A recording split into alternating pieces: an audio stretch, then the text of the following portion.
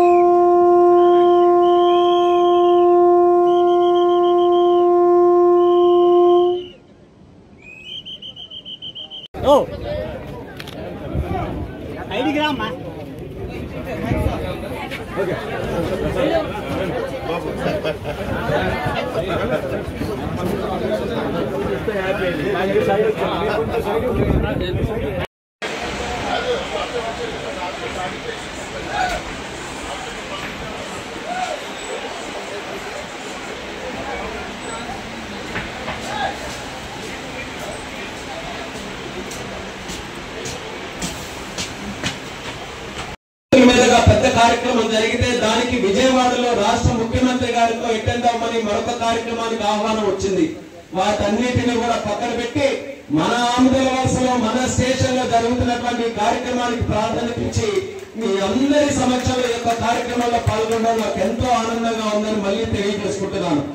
ఏ ప్రాంతమైన అభివృద్ధి చెందాలనంటే అక్కడ ముందుగా రోడ్లు బాగుండాలి, రోడ్లతో పాటు రైల్వే లైన్లు బాగుండాలి. రైల్వే లైన్కి మించి అభివృద్ధి జరగాలంటే అక్కడ చక్కనటువంటి పోర్టు అవకాశం ఉంటే పోర్టు ఉండాలి. పోర్టుతో పాటు ఇంకా అభివృద్ధి జరగాలంటే అక్కడ బ్రహ్మాండమైనటువంటి ఎయిర్పోర్ట్ ఉండాలి. ఈ యొక్క కలయిక ఎక్కడైనా ఉండాలంటే మన దేశంలోనే కాదు ప్రపంచంలో ఎక్కడైనా మంచి రోడ్లతో, రైల్వేస్ తో, పోర్టు, ఎయిర్పోర్ట్ ఎక్కడైనా ఉన్నాయంటే ఆ ప్రాంతం అంతా కూడా చాలా బ్రహ్మాండంగా అభివృద్ధి చెందినటువంటి సంఘటనలు మన ప్రపంచం మొత్తం మీద మనం చూస్తున్నాం. ఇవన్నీ కూడా చూసిన తర్వాత మన ఆలోచన ఒక్కటే, ప్రపంచంలో ఆ నగరాలన్నీ కూడా ఎలా అభివృద్ధి చెందాయో మన శ్రీకాకుళం జిల్లా కూడా అదే రకంగా అభివృద్ధి చెందాలని ఇక్కడ కూడా అన్ని రకాలుగా లాజిస్టిక్స్ అన్ని కూడా బ్రహ్మాండంగా తయారు చేయడానికి కృషి చేస్తున్నాం. అందులో భాగంగా ఈ రోజు అమృత్ భారత్ ట్రైన్ మన దేశంలో ఉన్నటువంటి రైల్వేస్ రూపురేఖలు మార్చేటటువంటి ట్రైన్. అది మన ప్రధానమంత్రి నరేంద్ర మోదీ గారి తాలూకు స్వహస్తాలతో ఒడిశాలో జార్సుగూడలో ఆయన ఒక వర్చువల్ కాన్ఫరెన్స్ లో ఆయన ప్రారంభోత్సవం చేస్తే బరంపూర్ నుంచి మొదలైనటువంటి ట్రైన్ మన శ్రీకాకుళం జిల్లాలో పలాసలో ఒక స్టాప్ వచ్చింది. మళ్ళీ మన శ్రీకాకుళం రోడ్ మన ఆమదాలవలస స్టేషన్ లో మరొక స్టాప్ వచ్చింది. దానికి ప్రత్యేకమైనటువంటి ధన్యవాదాలు దేశ ప్రధానమంత్రి నరేంద్ర మోదీ గారికి మన జిల్లా ప్రజలందరి తరఫున కూడా తెలియజేసుకుంటున్నాను. మీకు అందరికీ కూడా గుర్తుంటుంది, ఇక్కడే మన స్టేషన్ లోనే గతంలో వందే భారత్ ట్రైన్లు మనం ప్రారంభోత్సవం చేసుకున్నాం. వందే భారత్ ట్రైన్లు చిన్న చిన్న డెస్టినేషన్స్ మధ్యలో, దగ్గరగా ఉన్నటువంటి నగరాల మధ్యలో వాటి కోసం ప్రారంభోత్సవం చేశారు. ప్యాసింజర్ కార్లు సీట్లతో ప్రారంభోత్సవం చేశారు. ఆ రోజు విశాఖపట్నం నుంచి భువనేశ్వర్కి ప్రారంభోత్సవం చేసుకుని ఏంటంటే ఇక్కడ స్టాప్లు మీద ఎలా పెంచుకోవాలని ఎప్పటి నుంచో అడుగుతున్నాం. ఎక్స్ప్రెస్ ట్రైన్లు మన దగ్గర నుంచి వెళ్తున్నటువంటి ఇంకా స్టాపులు పెంచాలని ఏకంగా 10 ట్రైన్లు తాలూకా స్టాపుల కోసం రైల్వే బోర్డు వరకు కూడా పంపించాం. అక్కడ కూడా ఒత్తిడి తీసుకొని వచ్చి రైల్వే బోర్డు నుంచి అప్రూవల్స్ తీసుకొని వచ్చి ఇంకా ఎక్కువ ఎక్స్ప్రెస్ ట్రైన్లు కూడా మన స్టేషన్ లో ఆగే తీసుకుంటానని కూడా ఇక్కడ ప్రజలందరికీ కూడా సందర్భంగా తెలియజేసుకుంటున్నాం. మనం గతంలో వందే భారత్ తీసుకొని వచ్చాం, స్టాప్ తెచ్చాం. ఇప్పుడు అమృత్ భారత్ తెచ్చాం, స్టాప్ తీసుకొని వచ్చాం. కానీ నాకు ఇంకా పెద్దగా ఉంది. మన శ్రీకాకుళం జిల్లా నుంచే ట్రైన్ మొదలవ్వాలి.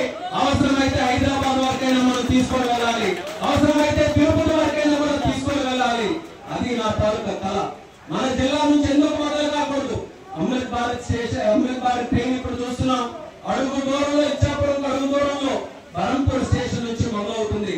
బరంపూర్ నుంచి మొదలవుతున్నటువంటిది మన జిల్లా నుంచి మొదలు కాలేదా అన్నటువంటి ఆలోచన నిరంతరం కూడా నాకు వెంటాడుతూనే ఉంటుంది. ఆ దాని మీద ప్రత్యేకంగా నేను ఒత్తిడి తీసుకొని వచ్చి ఈ శ్రీకాకుళం స్టేషన్ నుంచి 2 ప్రపోజల్స్ నేను ఒక సుమారు 2 సంవత్సరాల నుంచి కూడా నేను పోరాటం చేస్తున్నాను.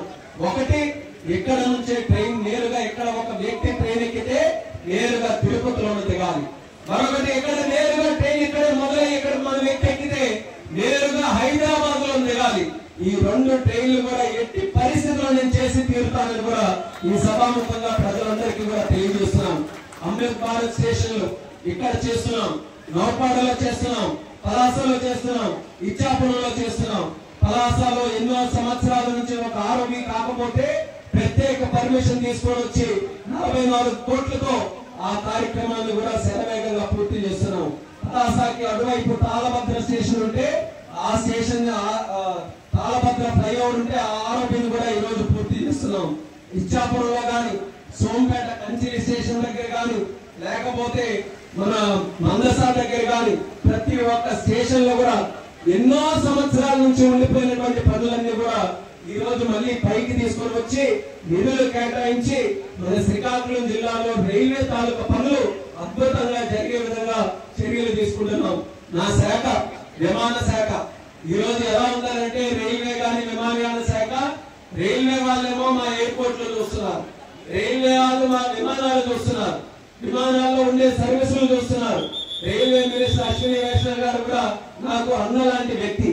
నాకు ఎప్పుడైనా ఏ సమస్య ఉన్నా లేకపోతే ఏదైనా అనుమానం ఉంటే ఒక అన్నగా ఆయన దగ్గరికి వెళ్ళి ఆయన తాలూకా సలహాలు సూచనలు తీసుకుని ఉంటాను.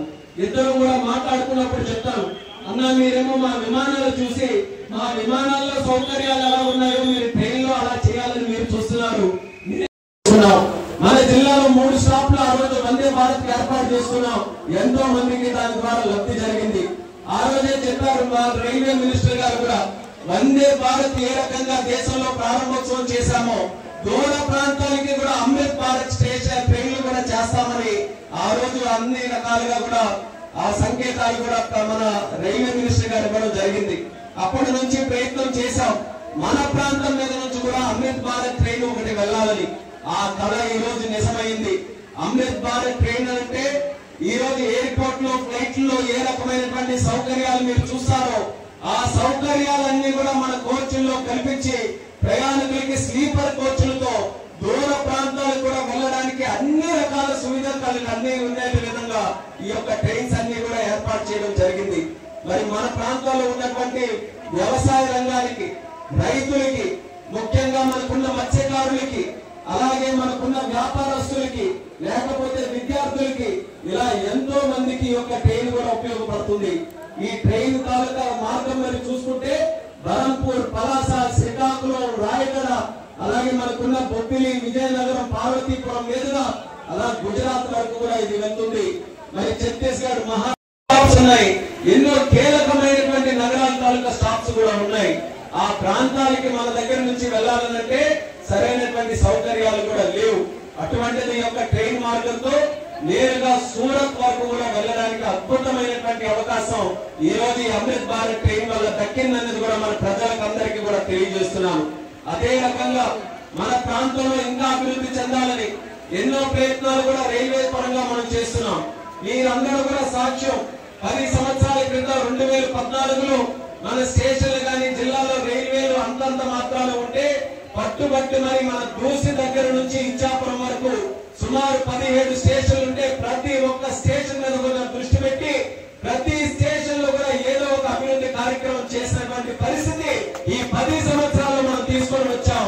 అందులో అత్యధికంగా మన హెడ్ క్వార్టర్, మన శ్రీకాకుళం స్టేషన్ మీదే ఎక్కువ కాన్సన్ట్రేషన్ పెట్టి మరి కార్యక్రమాలు చేశాం.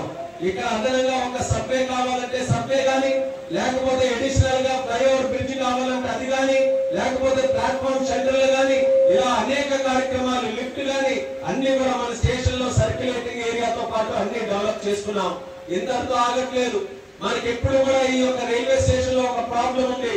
నేరుగా మనం ఏ ప్లాట్ఫామ్ వెళ్ళాలంటే అవకాశం లేదు. అటు సైడ్ నుంచి వచ్చినా ఇటు సైడ్ నుంచి వచ్చినా మనం బ్రిడ్జ్ ఎక్కితే గానీ ఏ ట్రైన్ కూడా ఎక్కే అవకాశం లేదు. దాని మీద ఎన్నో సందర్భాల్లో రైల్వే అధికారులందరితో కూడా మాట్లాడి దీనికి శాశ్వత పరిష్కారం తీసుకొని రావాలనుకున్నాం. అది తీసుకొని వచ్చామని కూడా ఈ ప్రజలందరికీ కూడా తెలియజేసుకుంటూ, ఈ పక్కనే మీరు అందరూ కూడా చూస్తున్నారు పిల్లలు, సరికొత్త స్టేషన్ అమృత్ భారత్ ద్వారా నిధులు ఖర్చు పెట్టి బ్రహ్మాండమైనటువంటి స్టేషన్ ఇటు పక్కన కూడా మనం నిర్మించబోతున్నాం. దానికి తోడుగా మరొక ఫుట్ ఓవర్ బ్రిడ్జ్ కూడా ఈ స్టేషన్ లో మనం నిర్మించబోతున్నాం. తర్వాత ఇక్కడ ఉన్నటువంటి ప్లాట్ఫామ్లు ఈ రోజు 5 ప్లాట్ఫామ్ల వరకు ఉంటే దాన్ని కూడా మనం వెడల్పు చేసి 6 ప్లాట్ఫామ్లుగా చేసి తీరే 3 లైన్స్. ఇప్పుడు మనకి రైల్వే అంతా కూడా 2 లైన్లు ఉన్నాయి, ఒకటి వెళ్ళడానికి ఒకటి రావడానికి. దాని వల్ల చాలా వరకు కూడా రైల్వేస్ కూడా వాళ్ళ ట్రైన్ల తాలూకా స్పీడ్ పెంచాలంటే చాలా ఇబ్బంది అవుతుంది. అందుకనే మోదీ గారు వచ్చిన తర్వాత మన రైల్వేస్ ని ప్రపంచంలో ఎంతమంది జనాభా ట్రైన్లు ఎక్కుతున్నారో అంతమంది జనాభా నేను విమానాల్లో ఎక్కించాలని నేను కూడా ప్రయత్నం చేస్తున్నాను. ఇతరం కూడా అలాగే ఒకరి దగ్గర ఒకరు నేర్చుకుని ముందుకెళ్తున్నాం. అది మన భారతదేశం తాలూకా గొప్పతనం కూడా ఎప్పటికప్పుడు మేము ఇద్దరం కూడా మాట్లాడుకుంటాం. కాకపోతే ఈ రోజు కేబినెట్ మినిస్టర్లుగా మేమందరం కూడా ఏదైనా ఒకటి చేయగలుగుతున్నామనంటే దానికి ఏకైక కారణం, ఏకైక శక్తి మన ప్రధానమంత్రి నరేంద్ర మోదీ గారు అనేది ప్రజలందరూ కూడా గుర్తుపెట్టుకోవాలి. ఈ రోజు ఒక ఆర్థిక శక్తిగా ఈ భారతదేశాన్ని ప్రపంచంలోనే 4వ స్థానంలో కూర్చోబెట్టినటువంటి వ్యక్తి నరేంద్ర మోదీ గారు. గతంలో దేశంలో ఎవరైనా సరే ఏదైనా ఒక కార్యక్రమం బయట దేశాలకు వెళ్లి ఒక భారతీయుడిగా చేయాలంటే కాస్త ఇబ్బంది పడేవారు, కాస్త మొహమాట పడేవారు. కానీ ఈ రోజు ప్రపంచంలో ఎక్కడ ఉన్నా నేను భారతీయుడు, నా సంస్కృతి ఇది, నా భాష ఇది అని గొప్పగా ప్రపంచం నలుమూలలో కూడా చెప్పుకుంటున్నారంటే ఆ ధైర్యం అందరికీ ఇచ్చినటువంటి నాయకుడు నరేంద్ర మోదీ గారిని తెలియజేసుకుంటున్నాను.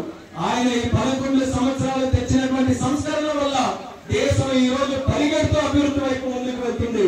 ఆయన ఆలోచనల ద్వారానే GST 2.0 మళ్ళీ రిఫార్మ్స్ కూడా తీసుకొని వచ్చి సామాన్యుడు ఆయన కొనుక్కునే సబ్బు దగ్గర నుంచి ఈ రోజు ఒక వ్యక్తి కారు కొనుక్కునే దగ్గర వరకు కూడా ప్రతి దాని మీద కూడా GSTని తగ్గించి ధరలు తగ్గించే విధంగా ఒక పండగ వాతావరణం తీసుకొని వచ్చి మళ్ళీ ఆర్థిక వ్యవస్థని బలోపేతం చేయడానికి మంచి నిర్ణయాలు తీసుకుంటున్నారు. ఒక పక్కన నరేంద్ర మోదీ గారు, మరొక పక్కన రాష్ట్రంలో చంద్రబాబు నాయుడు గారు, అలాగే మన నాయకుడు పవన్ కళ్యాణ్ గారు అందరూ కూడా కలయికతో ఈ యొక్క ఆంధ్రప్రదేశ్ రాష్ట్రం గత 5 సంవత్సరాలుగా చిన్న భిన్న అవుతున్నటువంటి రాష్ట్రాన్ని మళ్ళీ దగ్గర చేర్చి మళ్ళీ ఒక గాడిలో పెట్టి అభివృద్ధి వైపు నడిపిస్తున్నారు. ఎందుకు కష్టపడుతున్నారు నాయకులు ఒక్కసారి మీరు అందరూ కూడా గమనించాలి. కేవలం మన కోసమే కాదు, మన భావి తరాల కోసం, మన పిల్లల కోసం. ఇప్పుడే కేంద్రీయ విద్యాలయం నుంచి పిల్లలు మీరు అందరూ కూడా చూశారు, ఎస్ఏలు రాస్తున్నారు, చదువుకుంటున్నారు. వాళ్ళకు ఒక మంచి భవిష్యత్తు ఉండాలి, వాళ్ళు పెద్దయినప్పుడు మంచి ఉద్యోగాలు రావాలి. ఆ కార్యక్రమాలు జరగాలంటే ఆ పునాదులు ఇప్పుడు వేయాలి. ఆ పునాదులు వేయడానికి చంద్రబాబు నాయుడు గారు, మోదీ గారు, పవన్ కళ్యాణ్ గారు కలిసి కృషి చేస్తున్నారు. మనం మాట్లాడుతుంటేనే అమృత్ భారత్